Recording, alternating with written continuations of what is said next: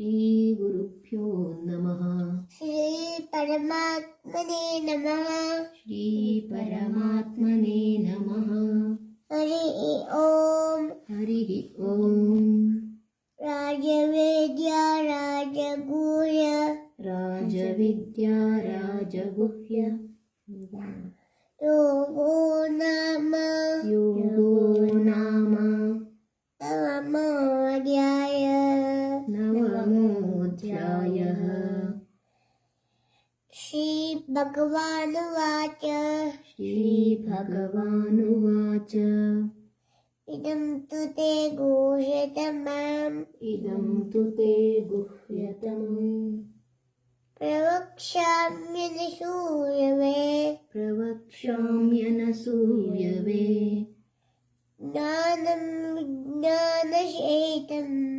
ज्ञानं विज्ञानसहितं ये ज्ञात्वा यज्ञात्वा मोक्षसे शुभात्। राजविद्या राजगुह्यम् पवित्रमिदमुत्तमम्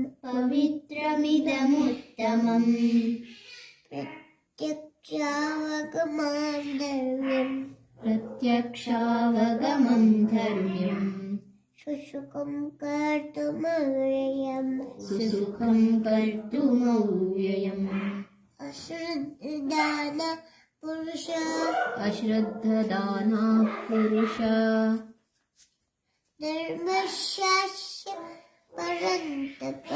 धर्मस्यास्य परन्तप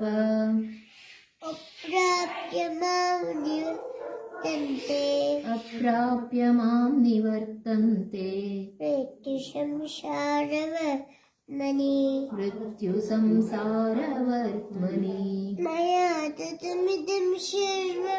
मया ततमिदं सर्वम् जगदव्यक्तमूर्तिना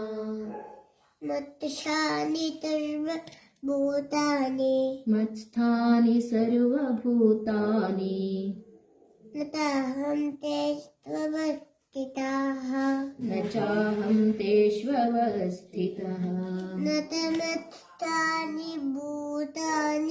न च मत्स्थानि भूतानि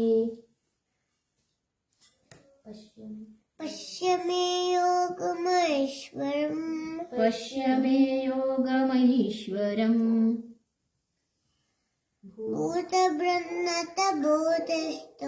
भूतभृन्न च भूतस्थो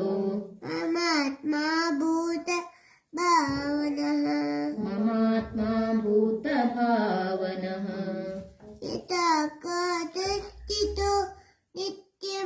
यथाकाशस्थितो नित्यम्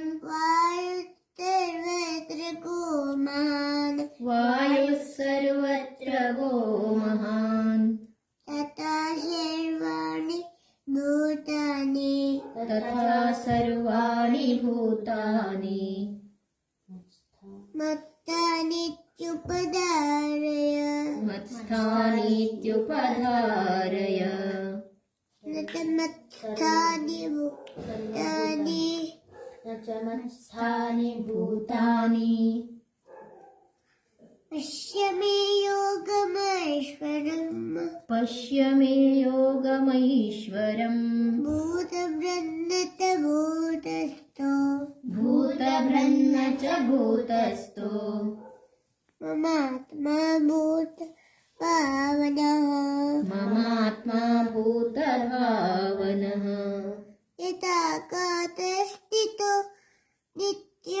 यथाकाशस्थितो नित्यम् वायुः सर्वत्र गो महान्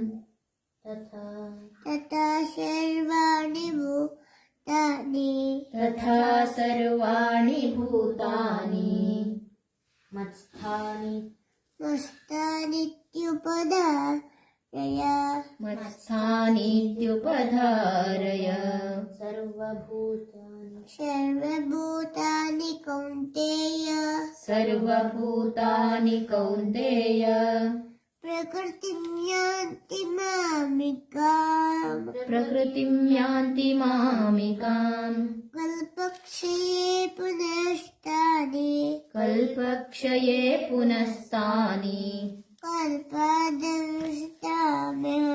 कल्पादौ विसृजाम्यहम् प्रकृतिं स्वामस्तभ्य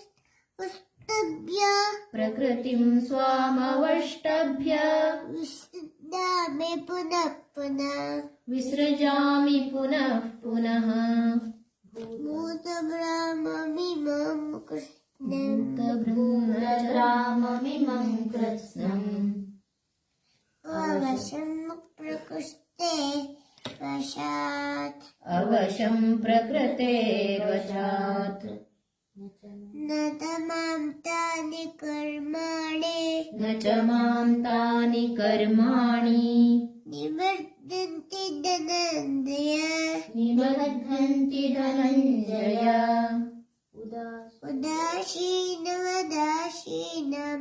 उदासीनवदासीनम् अतक्तेन्तु कर्मसु असक्तं तेषु कर्मसु मयाध्यक्षेण प्रकृतिः मयाध्यक्षेण प्रकृतिः श्रूयते सूयते सचराचरम् हेतुनानेन कौन्तेय हेतुनानेन कौन्तेय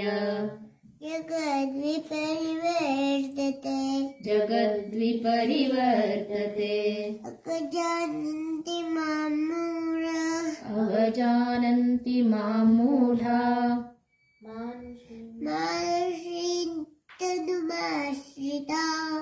मानुषीं तनुमाश्रिताः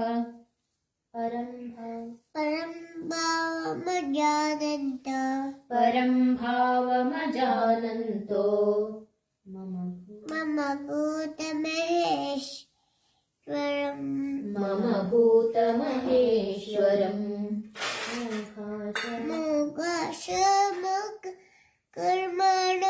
मोघाशामोघकर्माणो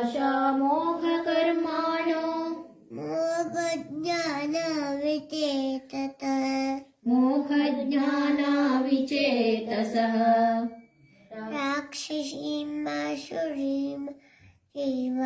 राक्षसीमासुरीं चैव प्रकृतिं मोहिनीं श्रिताः प्रकृतिं मोहिनीं श्रिताः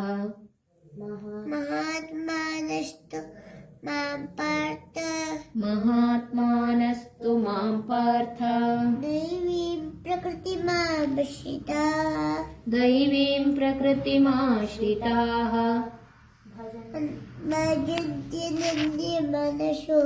भजन्त्यनन्यमनसो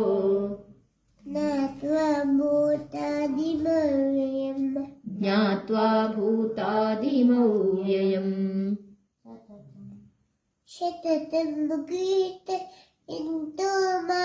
सततं कीर्तयन्तो माम्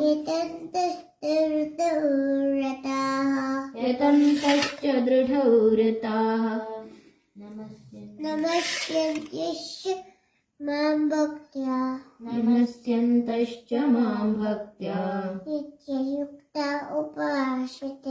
नित्ययुक्ता उपासते ज्ञानयज्ञेन चाप्यन्ये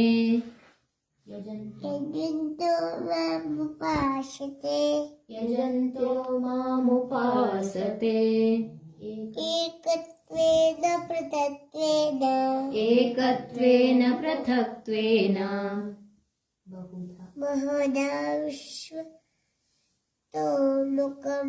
बहुधा विश्वतोमुखम्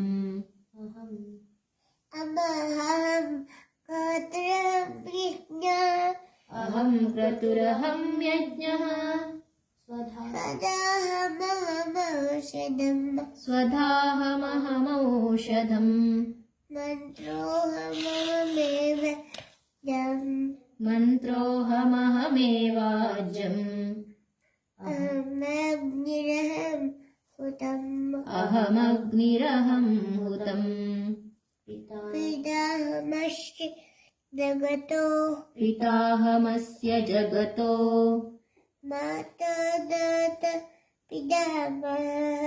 माता धाता पितामहः वेद्यं पवित्रमोङ्कार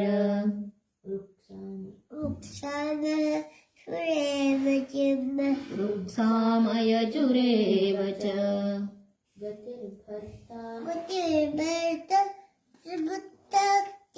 गतिर्भर्ता प्रभुः साक्षी निवासः शरणं सुहृत्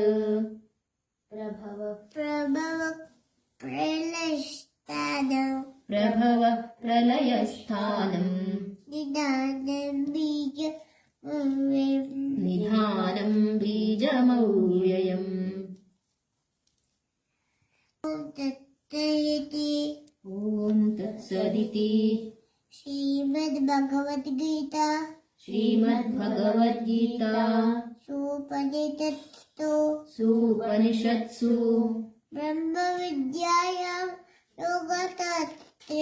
ब्रह्मविद्यायां योगशास्त्रे